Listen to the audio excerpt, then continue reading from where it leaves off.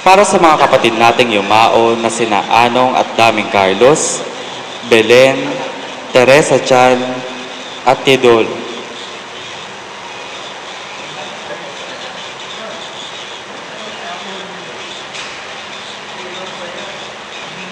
Mga piling tagatangkilik ng banal na misa, Mr. Ferdy and Mrs. Lenny Onya, Mrs. Juanita Soriano, Mrs. Emelita Vergara, Mrs. Evelyn Ignacio, Mrs. Emma Lim.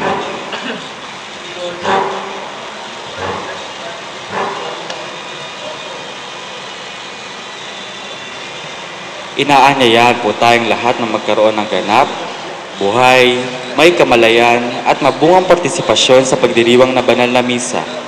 Tayo po ay inaasahang sumagot ng mga nararapat na tugon at makisa sa pag-awit.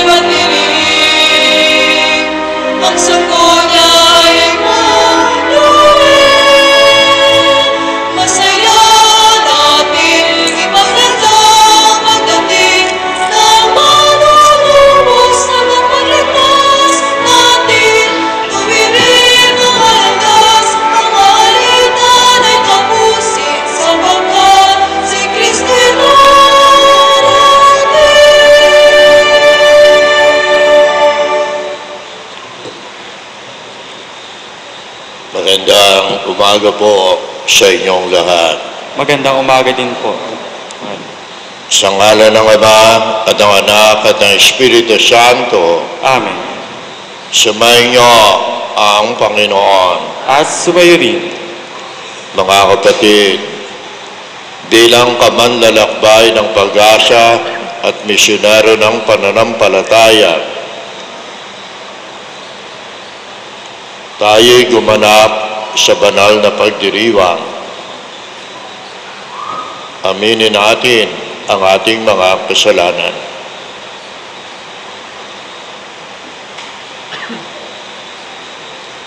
Panginoong Jesus, Ikaw ang makapangyarihang Diyos at prinsipe ng kapayapaan.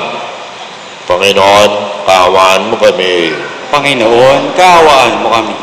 Jesucristo, Ikaw ang anak ng Diyos at anak ni Maria. Kristo, kaawaan mo kami. Kristo, kaawaan mo kami. Panginoong Jesus, Ikaw ang naparito upang pawin ang dilim na dulot ng kasalanan. Panginoon, kaawaan mo kami. Panginoon, kaawaan mo kami. Kaawaan tayo ng makapangyarihang Diyos. Patawarin tayo sa ating mga kasalanan at patnubayan tayo sa buhay na walang hanggan. Amen. Manalangin tayo.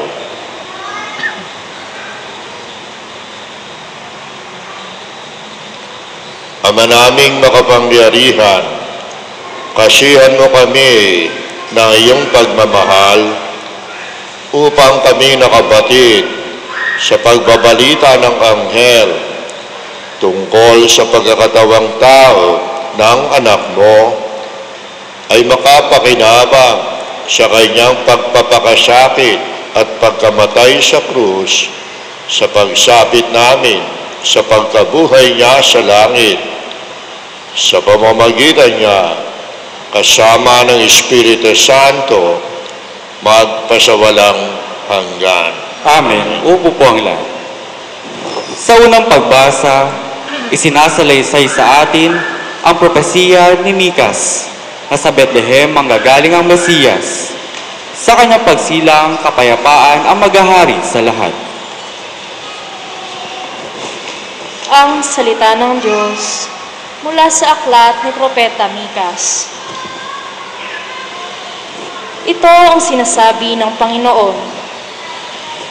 Bethlehem Ephrata, bagamat pinakamaliit ka sa mga angkan ni Huda, ay sa iyo magmumula ang isang maghahari sa Israel. Ang pinagmulay buhat pa ng una, mula pa noong unang panahon.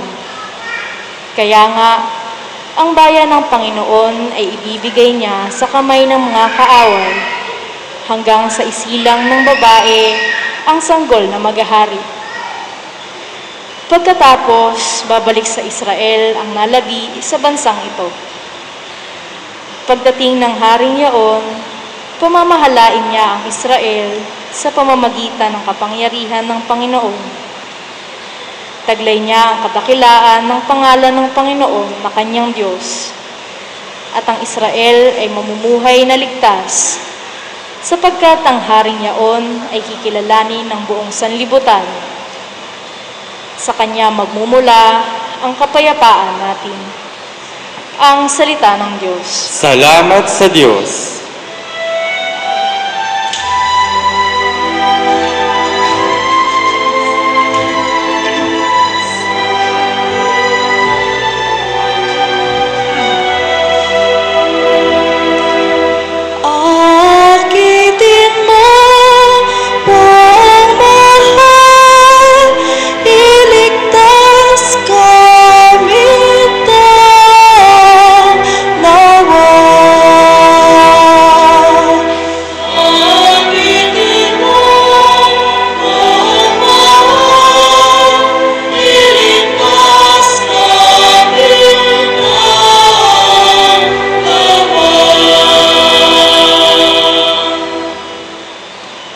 Pastol ng Israel, kami ay pakinggan. Mula sa trono mong may mga kerubin, kami ay tulungan. Sa taglay mong lakas, kami ay iligtas at tubusin sa hirap.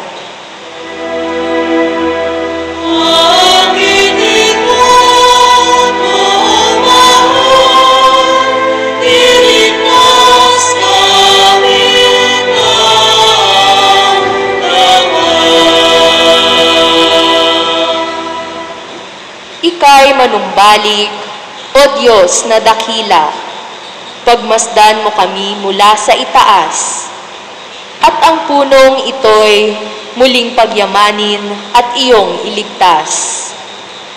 Lumapit ka sana, ang puno ng ubas na itinanim mo ay iyong iligtas. Yaong punong iyon na pinalagumot, iyong pinalakas.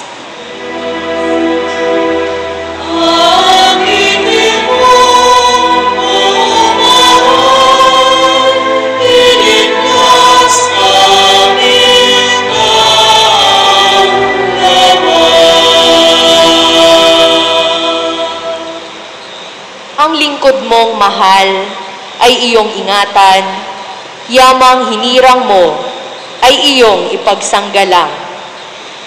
Iyong palakasin bilang isang bansang makapangyarihan.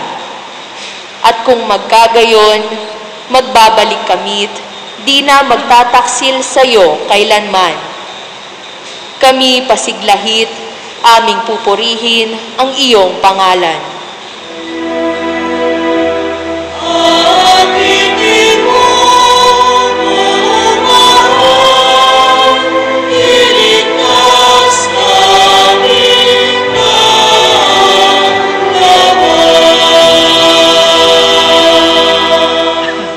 Sa ikalawang pagbasa, itinuturo sa atin na ang minsang pag-aalay ni Kristo ay ang pinakamagandang tanda ng pagsunod sa kalooban ng Diyos upang ang lahat ay maligtas. Ang salita ng Diyos mula sa sulat sa mga Hebreo. Noong si Kristo'y manaog sa sanlibutan, sinabi niya sa Diyos, "Ang mga hain at handog na mga hayop ay hindi mo ibig, kaya't inihanda mo ang aking katawan upang maging hain.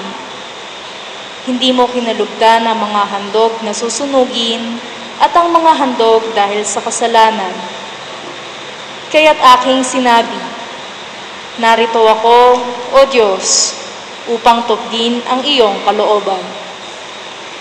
Ayon sa nasusulat sa kasulatan tungkol sa akin, sinabi muna niya, hindi mo inibig o kinalugdan ang mga hain at handog ng mga hayop, mga handog na susunugin at mga handog dahil sa kasalanan. Bagamat ito'y inihahandog ayon sa kautusan. Sa kanya sinabi, narito ako upang tupdin ang iyong kalooban. Inalis ng Diyos ang unang handog at pinalitan ng handog ni Kristo. At dahil sa kanyang pagsunod sa kalooban ng Diyos, nilinis tayo ni Hesukristo sa ating mga kasalanan sa pamamagitan ng minsang paghahandog ng kanyang sarili, at iyo'y sapat na. Ang salita ng Diyos. Salamat sa Diyos.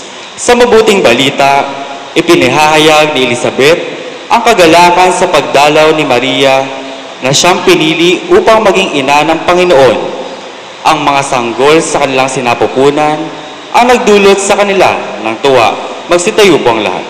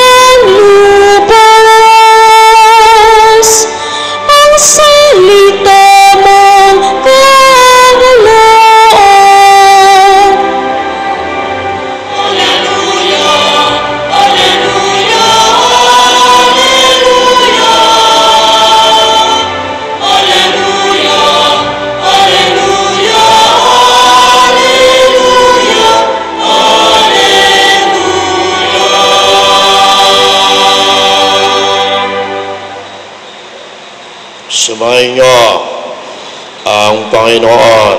At sumayo rin. Ang mabuting balita ng Panginoon ayon kay San Lucas. Papuri sa iyo, Panginoon.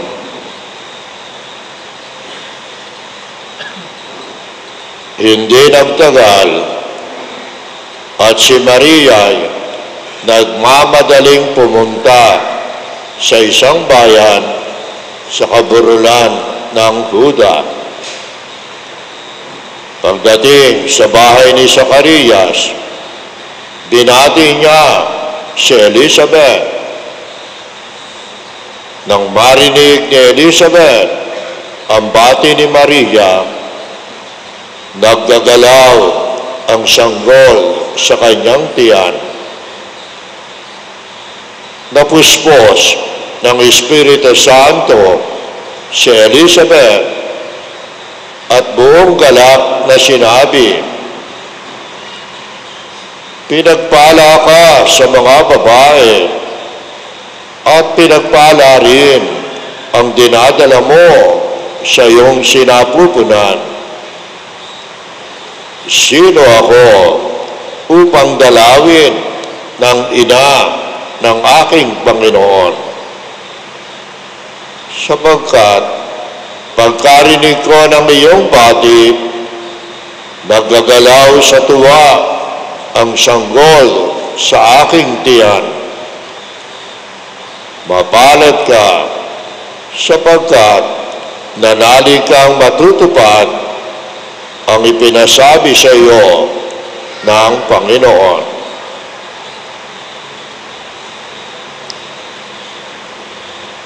Ang mabuting balita ng Panginoon. Pinupuri ka namin, Panginoong Jesucristo. Magsiupo po ang lahat.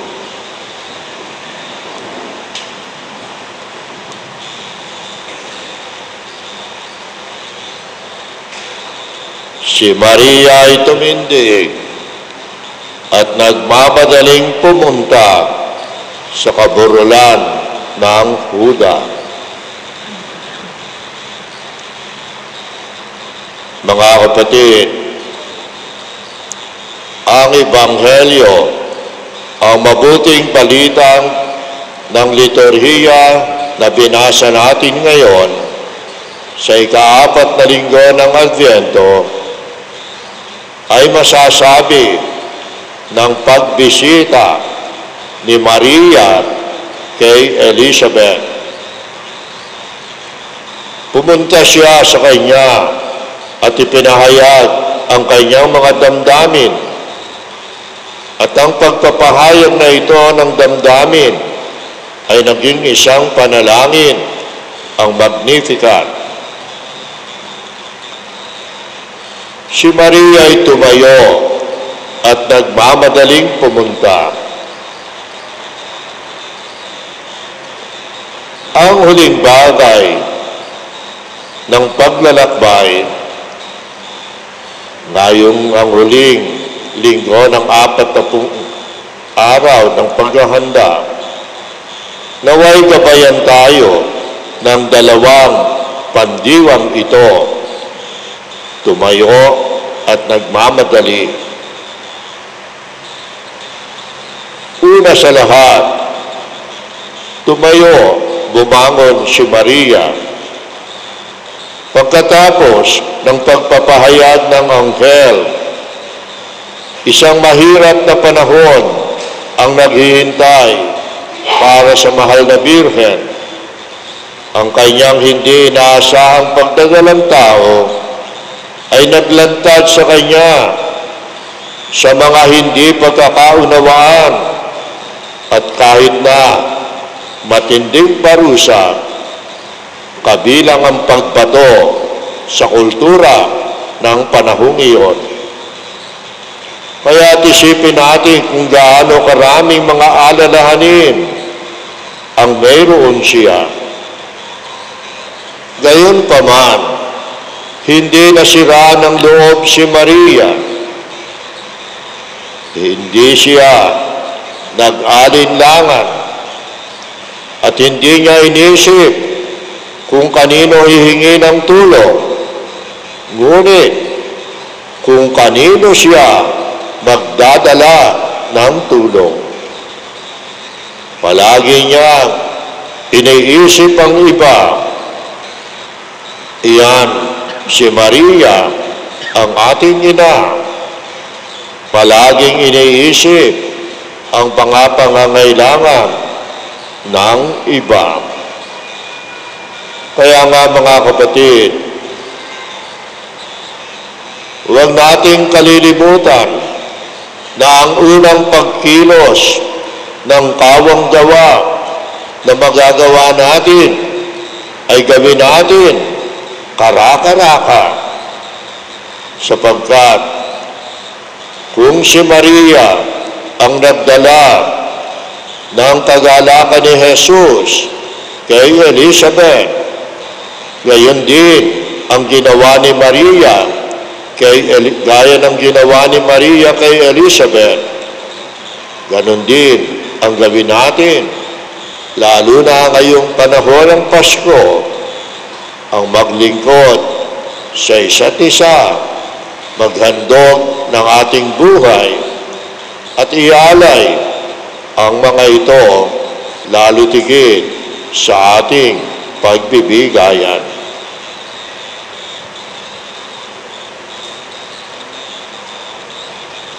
Tatayo po ang lahat. Sumasampalataya ako Sa isang Diyos, amang makapangyarihan sa lahat, na may gawa ng langit at lupa, ng lahat na nakikita at di nakikita. Sumasampalataya ako sa isang Panginoong Hesukristo, bugtong na anak ng Diyos, sumilang sa Ama bago pa nagkapanahon. Diyos buhat sa Diyos, liwanag buhat sa liwanag. Diyos sa totoo buhat sa Diyos sa totoo, sumilang at hindi ginawa. Kaisa ng Ama sa pagka-Diyos, at sa pamamagitan niya ay ginawa ang lahat. Dahil sa ating pawang mga tao at dahil sa ating kaligtasan, siya ay nanaog mula sa kalangitan. Nagkatawang tao siya lalang ng Espiritu Santo kay Maria ang Birhen at naging tao. Ipinako sa krus dahil sa atin. Nagpakasakit sa hatol ni Poncio Pilato, namatay at inilibing. Muli siyang nabuhay sa 3 araw ayon sa banal na kasulatan. Umakyat sa kalangitan at dumuklok sa kanan ng Amang may kapal. Paririto siyang muli na may dakilang kapangyarihan upang hukuman ang mga buhay at mga patay. Sumasampalataya ako sa Espiritu Santo, Panginoon at nagbibigay buhay, na nanggaling sa Ama at sa Anak. Sinasamba siya at pinararangalan, kaisa ng Ama at ng Anak. Nagsalita siya sa pamamagitan ng mga propeta. Sumasampalataya ako sa isang banal na simbahang Katolika at Apostolika, gayon din sa isang binyag, sa ikapagpapatawad ng mga kasalanan, at hinihintay ko muling pagkabuhay ng nangamatay, ang buhay na walang hanggan. Amen. Tularan natin sina Elizabeth at Maria, ang dalawang pinagpala sa pagkilala sa pagkilos ng Diyos. Ating isamo, pagpalain mo rin kami, Panginoon. Pagpalain mo rin kami, Panginoon. Ang mga namumuno sa simbahan, naway tumulad kay Maria sa pagpapalaganap ng pag-asa sa mabuting balita. Manalangin tayo sa Panginoon. Pagpalain mo rin kami, Panginoon. Ang mga ina, naway makatagpo kay Maria ng tunay na kanlungan at bukal ng pag-asa sa mga sandaling pagsubok at paghihirap. Manalangin tayo sa Panginoon. Pagpalain mo rin kami, Panginoon. Sa ating pagpaparangal kay Maria ng isang natatanging lugar sa ating mga buhay at sa ating mga tahanan, naway magpasidhi ito ng ating pagpapahalaga sa kanyang anak. Manalangin tayo sa Panginoon. Pagpalain mo rin kami, Panginoon. Ang mga dukha at api, naway makatagpo kay Maria ng lakas ng loob at pag-asa. Manalangin tayo sa Panginoon. Pagpalain mo rin kami, Panginoon. Ang mga yumao, naway makatuloy kasama ni Maria sa langit na tahanan. Manalangin tayo sa Panginoon. Pagpalain mo rin kami, Panginoon. Binasa ng intensyon ng misa, tahimik nating dasalin ang mga pansarili nating kahilingan. Ama naming mapagmahal, dinggin mo ang aming panalangin. Lagi nawa naming ipagpasalamat ang mga biyayang aming tinanggap sa pamamagitan ng Jesucristong aming Panginoon, magpasawalang hanggan. Amen. Upo po ang lahat.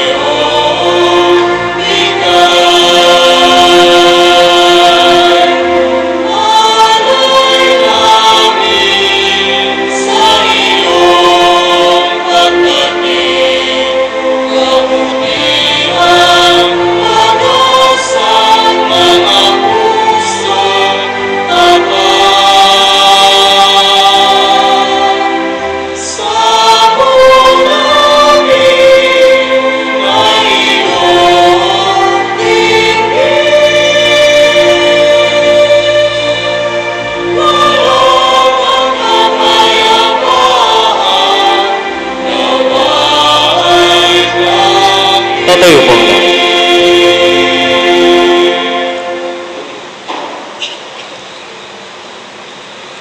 Manalangin kayo mga kapatid, upang ang paghahain natin ay kalugdan ng Diyos Amang makapangyarihan. Tanggapin nawa ng Panginoon itong paghahain sa iyong mga kamay, sa kapurihan niya at karangalan sa ating kapakinabangan at sa buong sambayanan niyang banal. Ama naming lumikha, ang mga alay naming nakahain sa iyong dambana ay pabanalin nawa ng paglukob ng banal na Espiritu na pumuspos sa sinapupunan ng mahal na Birheng Maria upang magdalang tao at magsilang sa iyong anak na siyang namamagitan kasama ng Espiritu Santo magpasawalang hanggan. Amen.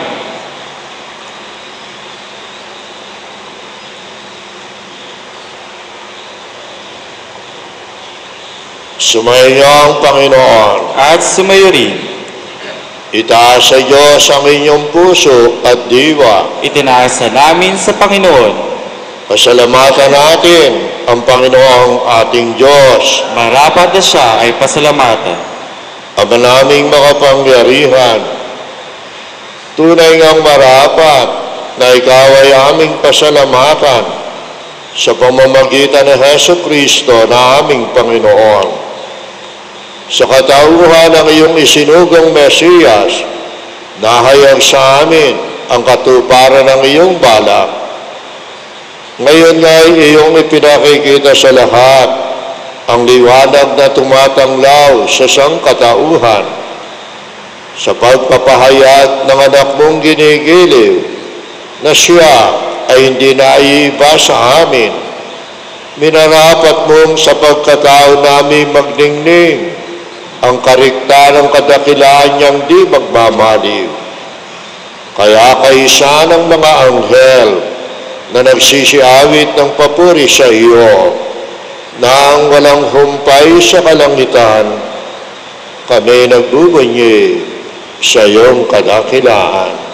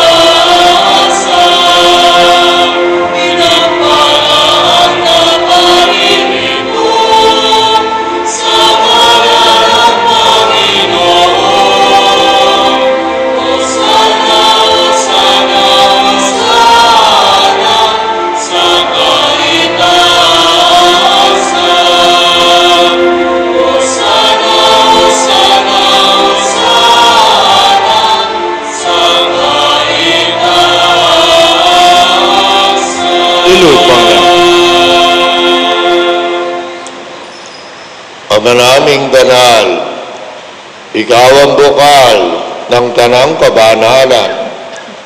Kaya, sa pamamagitan ng iyong Espiritu, gawin mong banal ang mga kaloob na ito upang para sa amin maging katawan at dugo ng aming Panginoong Hesu Kristo. Bago niya pinagtiisa kusang loob na maging handog, hinawakan niya ang tinapay. Pinasalamatan kanya, pinaghati-hati niya yon, inyabot sa kanyang mga alagad at sinabi, tanggapin ninyong lahat ito at kanin. Ito ang aking katawan na ihahandog para sa inyo.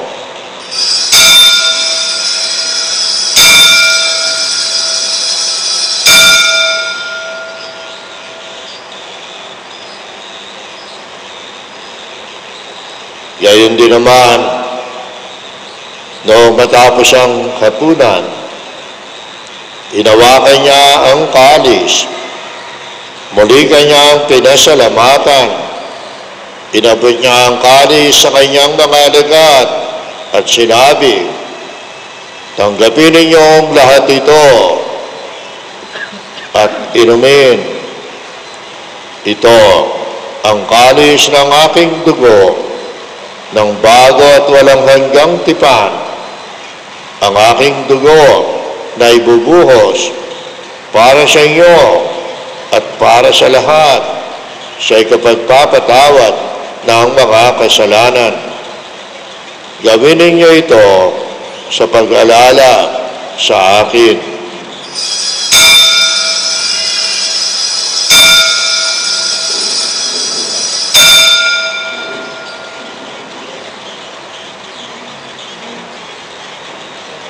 Tatayo po ang lahat. Ipagbigay natin ang misteryo ng pananampalataya.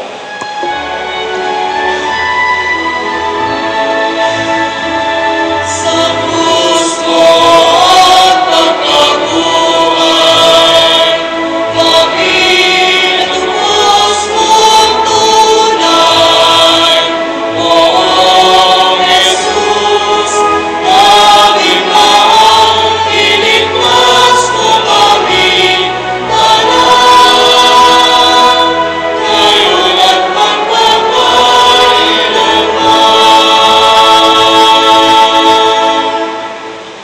Ama, ginagawa namin ngayon ang pag-alala sa pagkamatay at maling pagkabuhay ng iyong anak. Kaya, inyaalay namin sa iyo ang tinapay na nagbibigay buhay at ang kalis na nagkakaloob ng kaligtasan. Kami nagpapasalamat dahil kami yung minarapat na tumayo sa harap mo para maglingkod sa iyo. Isinasamo namin kaming magsasalo-salo sa katawan at dugo ni Kristo ay mabuklod sa pagkakaisa sa pamamagitan ng Espiritu Santo. Ama, ligapin mo ang iyong simbahang laganap sa buong daigdig. Puspusin mo kami sa pag-ibig. Kaisa ni Francis na aming Papa at ni Dennis na aming Obispo at ng Tanang Kaparian. Alalahanin mo rin ang mga kapatid naming nahimlay nang may pag-asang sila'y muling mabubuhay, gayon din ang lahat ng mga pumanaw. Kaawaan mo sila at patuloyin sa iyong kaliwanagan. Kaawaan mo at pagindapating kaming lahat na makasalo sa iyong buhay na walang wakas. Kaisa ng mahal na Birheng Maria na Ina ng Diyos, gayon din ng kanyang kabiyak ng pusong si San Jose, kaisa ng mga apostol, kaisa ni San Lorenzo, Diakono at Martir, at ng lahat ng mga banal na namuhay dito sa daigdig ng kalugod-lugod sa iyo.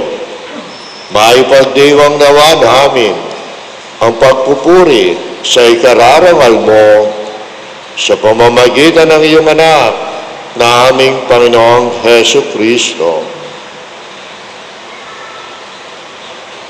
Sa pamamagitan ni Kristo, kasama niya at sa Kanya, ang lahat ng parangal at papuri ay sa iyo, Diyos amang makapangyarihan, kasama ng Espiritu Santo, magpasawalang hanggan.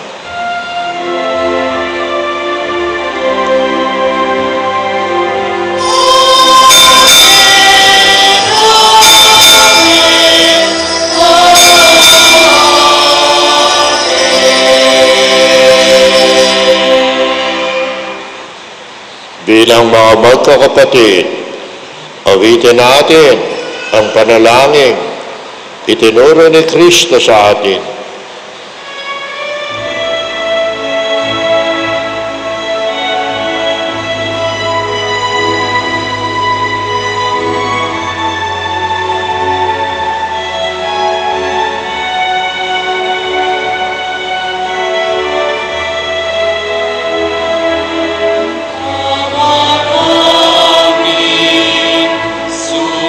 Sumasalangit ka sa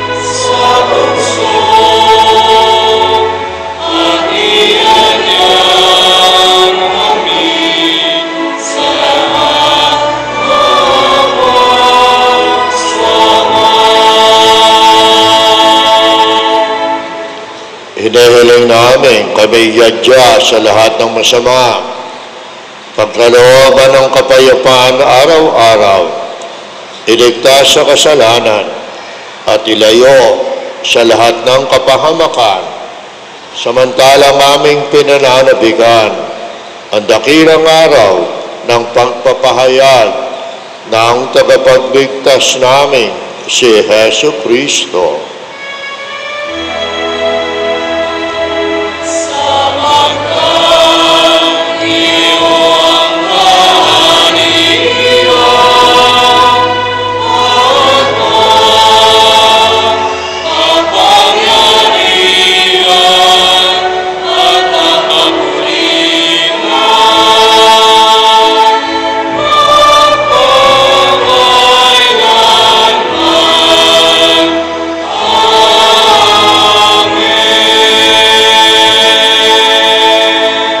Panginoong Hesu Kristo, sinabi mo sa iyong mga apostol, kapayapaan ang iniiwan ko sa inyo, ang aking kapayapaan ang ibinibigay ko sa inyo.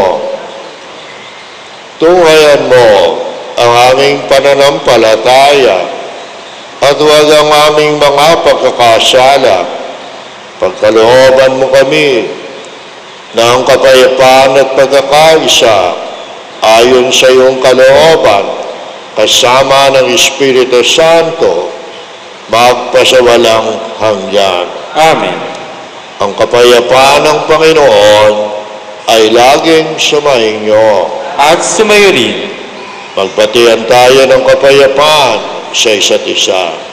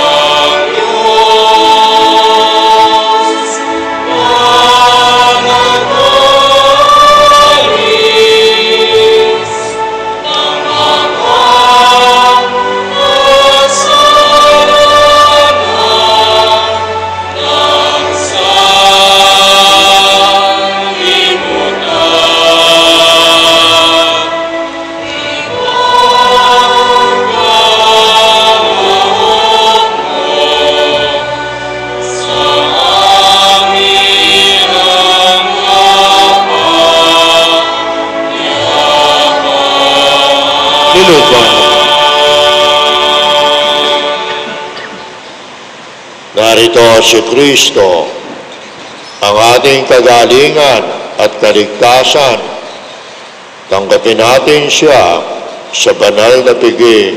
Panginoon, hindi ako karapat-dapat na magpatuloy sa iyo, ngunit sa isang salita mo lamang ay gagaling na ako. salmo ng pakikinabang. Maglilihi itong birhen at magsisilang ng supling na tatawagin Emmanuel. Taguring ibig sabihin, ang Diyos ay sumasa atin.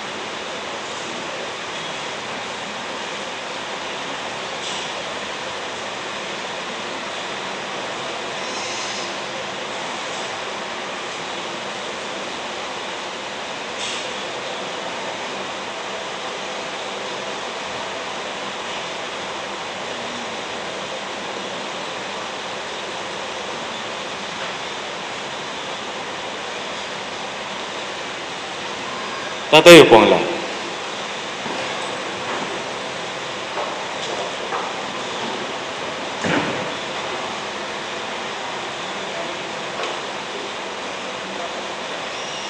Manalangin tayo.